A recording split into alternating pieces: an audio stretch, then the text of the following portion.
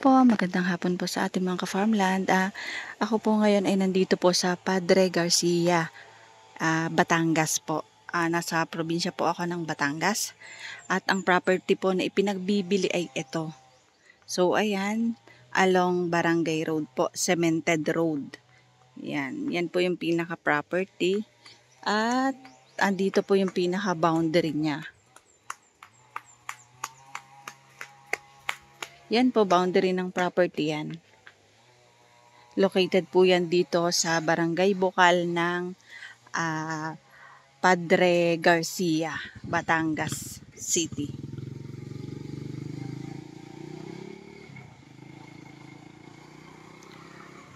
Ang pinaka-front po nito sa Barangay Road ay estimated po nasa 50, mga 80 meters po ang pinaka frontage niya dito sa pinaka Barangay Road. So ito po ay dati pong alagaan ng ostrich. Ito siya, libot po ng bakod. Tapos meron pong pinaka dating bahay yung may-ari ng lupa. May mga fruit bearing po. Hindi na nga lang po talaga naaasikaso ng may-ari ng lupa. Kaya po kanya nang ipinagbibili. Medyo makulimlim dito sa Padre Garcia.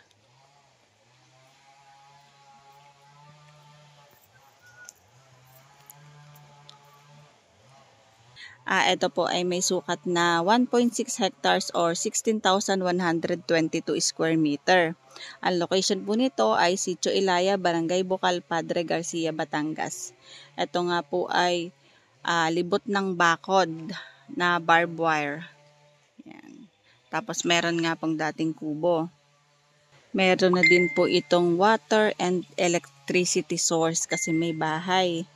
Very nice po yung location nito. 10 minutes to National Road, 15 minutes to Padre Garcia's famous livestock auction market.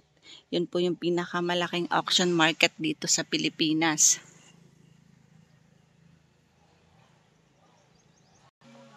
Ito po ay 15 minutes papunta po ng town proper. At meron din po dito mga soon na i-open tulad po ng Modern Racetracks Philippine Jockey Club. Ito po ay clean title, solo title po. Ayan, ito po ay marami pong fruit bearing. Yun nga lang po may kasukalan ay langka, sampalok, tsaka po mga chiko. So, kaya po ipinagbibili ng may-ari ng lupa kasi napapabayaan lang niya ang property. Hindi po kasi siya dito nag-stay. So, sila nanay is nagbabantay lang po talaga dito. Kumbaga, dyan lang po nakatira sa kubo ni Sir dyan sa bahay. O, ayan po yung chiko.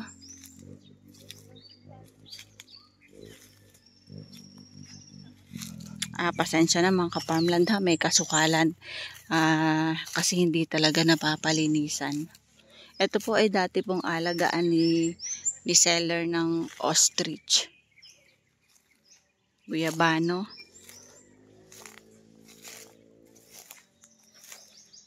Tapos ito po kasi ay square yung pinaka shape ng lupa. Then meron pa si seller na ini-offer sa likod, may additional 3,000 square meter. Kung mabibili, pwede din po yung kuhain sa likod. So, meron po itong dalandan.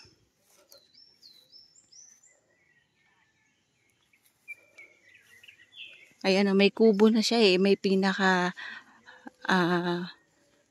pig pen na din. May dating piggery. Ayan, ito po ay meron na pong kulungan ng baboy.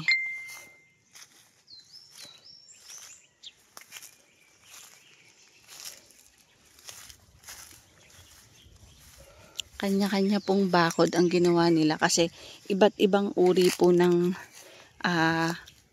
alaga dito sa farm ni Sir.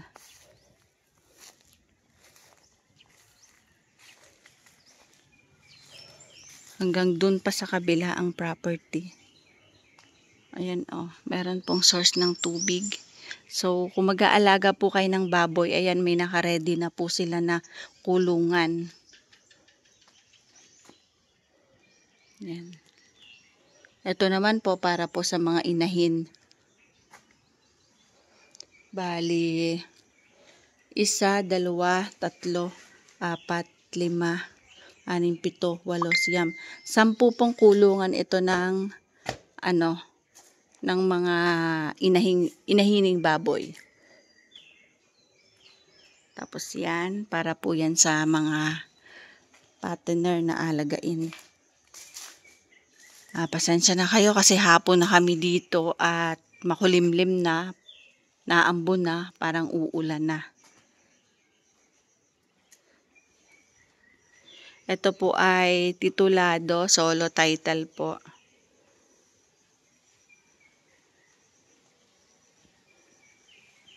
Located po ito sa Padre Garcia, Batangas po. Yung kalsada niya is 2-way. Salubungan po yun mga ka-farmland. Ayan, kasama pa po yan sa property.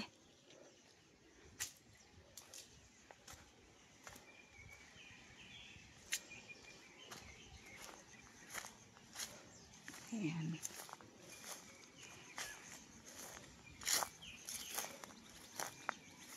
Pwede po dito talaga mag-alaga ng baka, baboy, baka. Tapos at the same time po ay farm na din kasi pwede nyo pang taniman ng iba pa pong fruit bearing. Boundary ng property. Papunta pa po doon. So ito po ay merong mga niyog. Hindi ko lang po malapitan yung pinaka-boundaryhan kasi sobrang sukal. Medyo natatakot ako. Baka may kaibigan tayo dyang nakasukmot.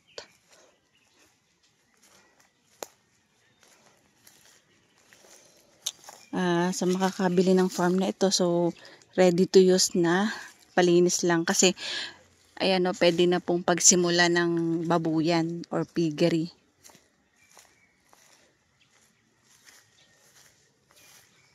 Hindi po problema ang tubig kasi meron din pong tubig. Alam ko ito ay Madre de Agua. Meron pong mga langka.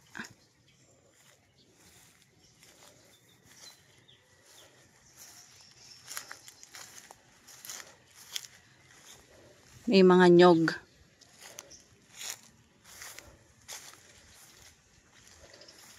(16,122 square meter po. O 1.6 hectares. Then may pwede pa pong i-additional si Sir na 3,000 square meter.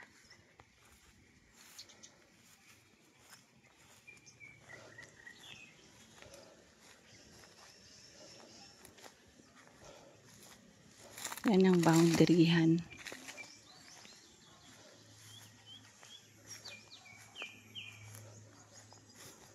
Meron pong mga dalandan, duhat.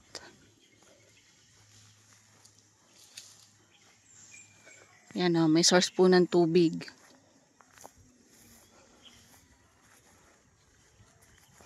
Baka iwas lang po tayo sa baka dahil baka po masungit ang baka tayo habulin.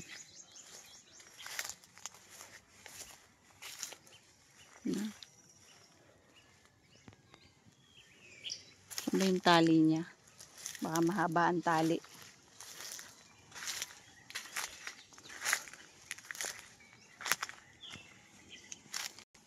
Ayan, ito po ay building naman po ng layered egg, yung mga paitloging manok. So dito po, kaya ganito ay ibig sabihin ay may zoning. May zoning area or zoning permit. Kaya lang, kailangan na pong i-repair itong building. Pero yung mga pinagkulungan ng manok, pwede pa.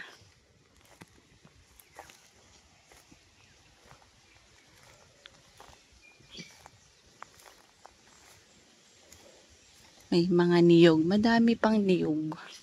Tapos pwede pa pong dagdagan ng mga kung ano mang gusto pong alagaan or itanim kasi malawak pa po tong area.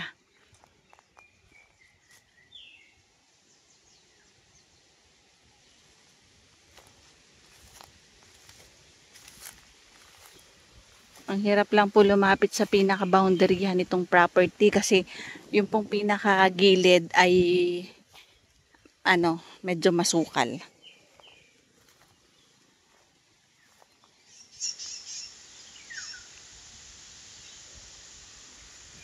May nagbabantay po dito sila nanay, sila po yung nakatira dun sa bahay ni sir.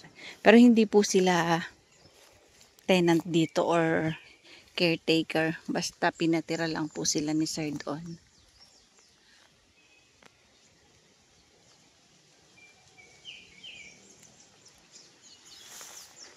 Hanggang dun pa yung pinaka-property.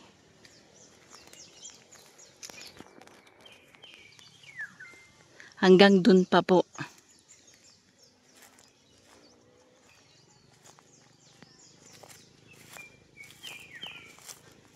Hanggang dyan pa po yung property. Sa kabila pa dyan. Medyo may kasukalan lang kaya hindi ko na po yata masusuot yun.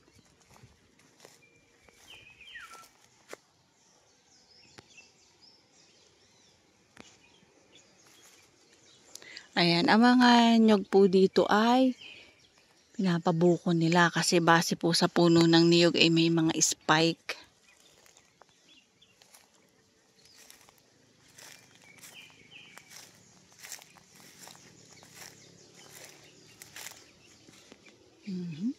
Talandan.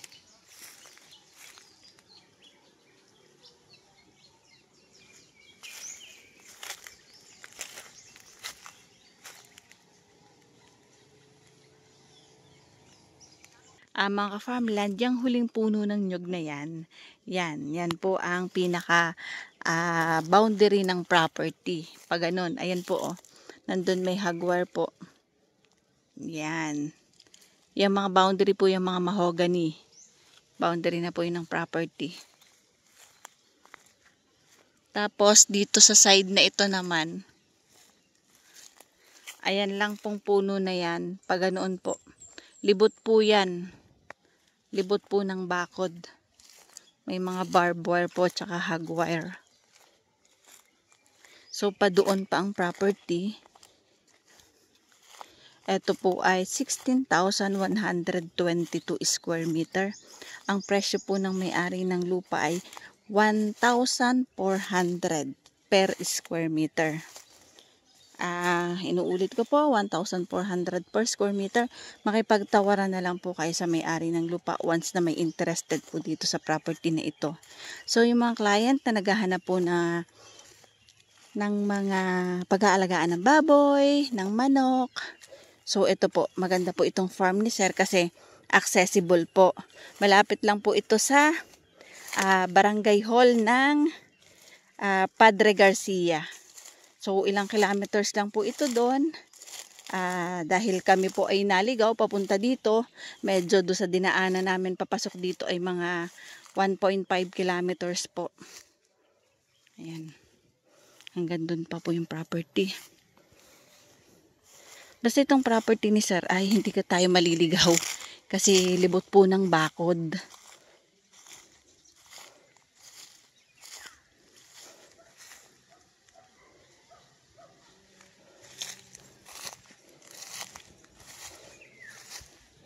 Yun nga lang, need lang po talaga nating linisin kasi napapabayaan na talaga ni sir kaya po kanya na ipinagbibili. Hindi po kasi siya dito nag-i-stay. Hindi po siya dito nakatira.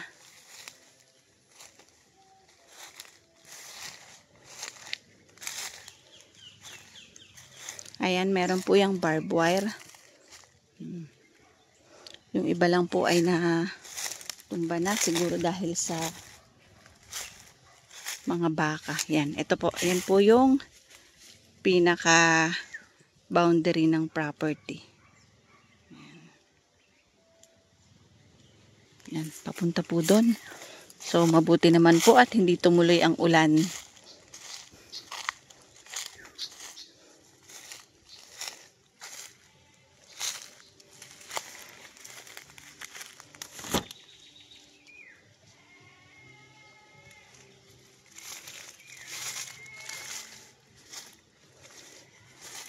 Malawak ang property mga ka-farmland.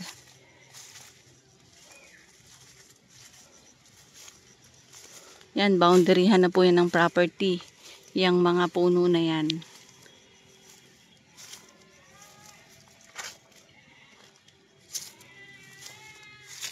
May mga natira pa po namang mga dalandan.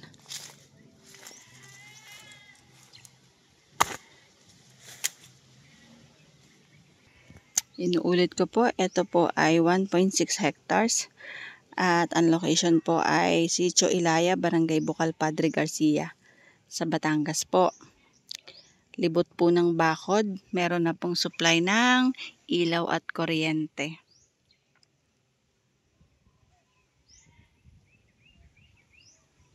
Ayan. O, yan po. Yan po yung pinaka boundary.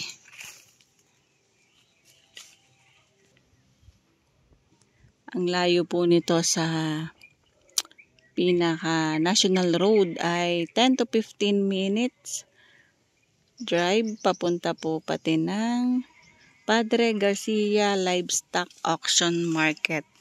So ito po ay ang pinakamalaking auction market dito sa Pilipinas.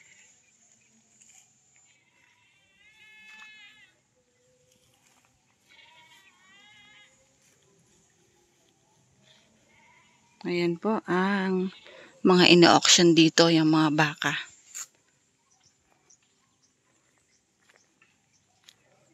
Iwas tayo kay cow at mukhang galit sa amin. Oh. Ayan, sabi ko na nga po ay magagalit sa amin ang baka. Nakapanakbo naman kami ng aking little sister.